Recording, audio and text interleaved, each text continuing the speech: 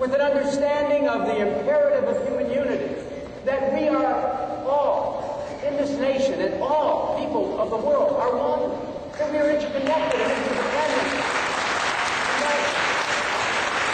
And that type of thinking, when infused through our political process and our economic and social process, will help to sustain America in the world and will help to build a world community where the survival of all becomes the purpose of our common interchanges of the community of nations, where we respect the law, where we understand the power that we have to create a new future.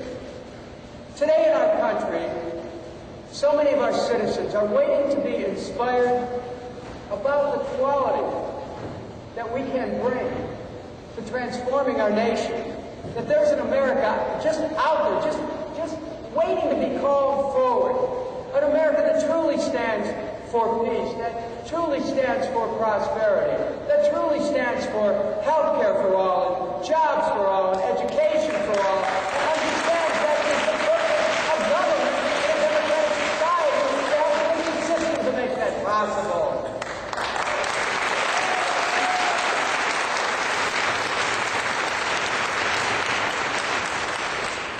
This then becomes a quest to create the America of our dreams and to believe in our capacity to do that. To have the courage to believe that we can have the country we want. To have a country where fear is not impressed on our national consciousness. To have a country where we freely experience the power of what it means to be an American. To have the country where we understand that the inequities that exist can be transformed, that we can make it possible for everyone to have a good life.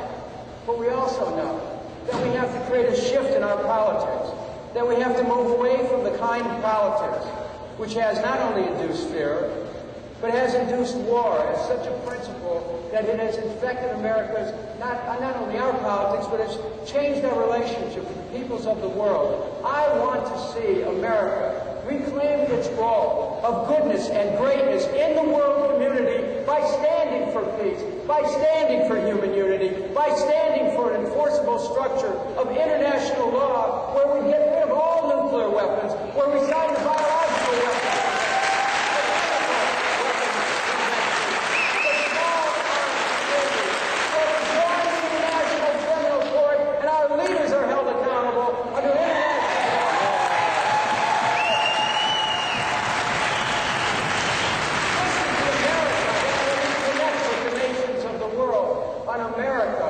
Which will face the world community and say that we must never again let what happened to the people of Iraq happen to the people of any other country.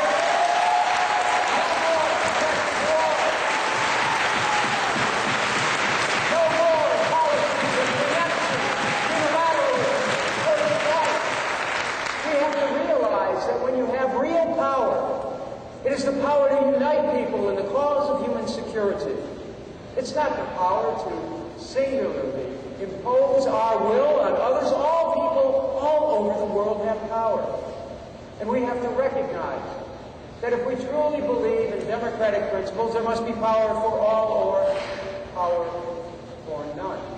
And so our nation was led down a political, a moral, and a spiritual cul-de-sac. We not only attacked a nation that did not attack us, but we have visited upon that nation a calamity of epic proportions. According to the Lancet report that was done in June of 2006, perhaps as many at that time as 650,000 innocent Iraqi civilians perished during the time of the United States occupation.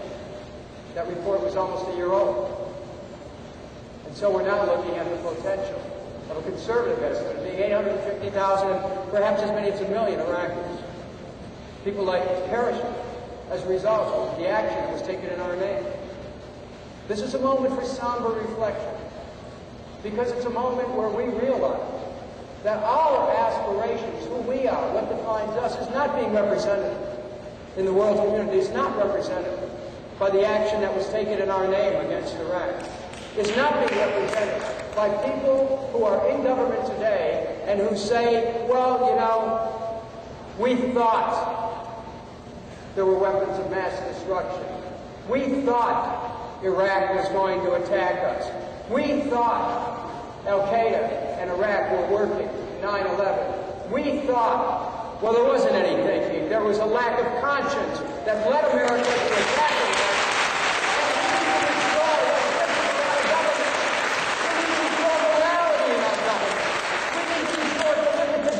In our government, and we need to hold the Vice President and the President accountable for the actions.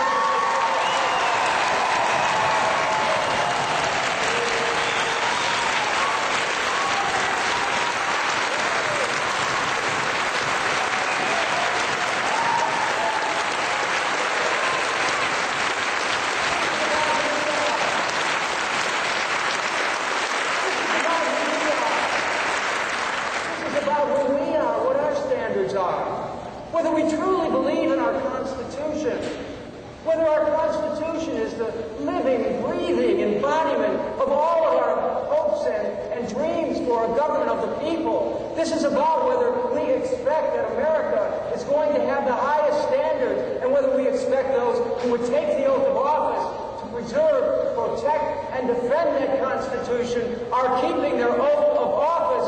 And it is important that people be heard from all over America to say that we stand for truth, we stand for justice, we stand for the Constitution, and anyone who doesn't should be removed from office.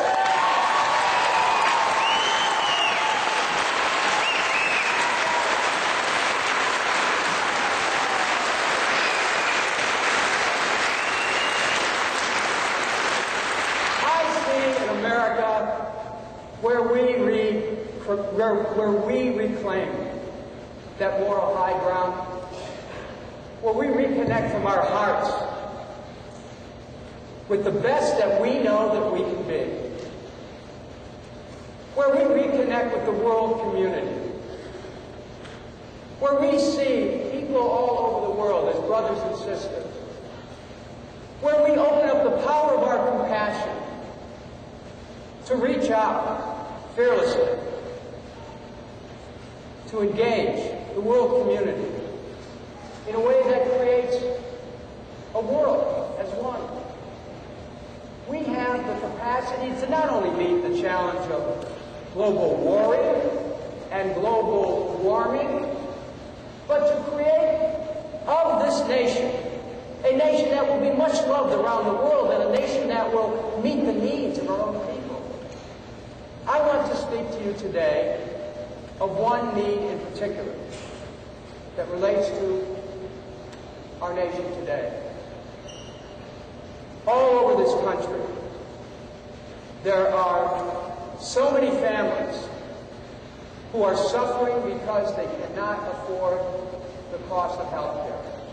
All over America. There are 46 million Americans who have no health insurance. There are another 50 million Americans who are underinsured.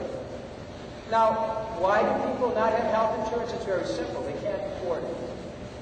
The cost of premiums for many families would represent such a significant part of their budget, they just cannot afford it.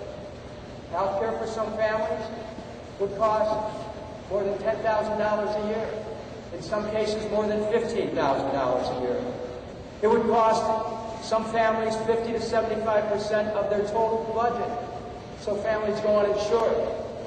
Others who are underinsured find that even with health insurance, the co-pays and the deductibles put them at financial risk. As a matter of fact, more than one half of the bankruptcies that have occurred in America have occurred directly related to people not being able to pay the hospital bills. 3/4 of those are people who are working.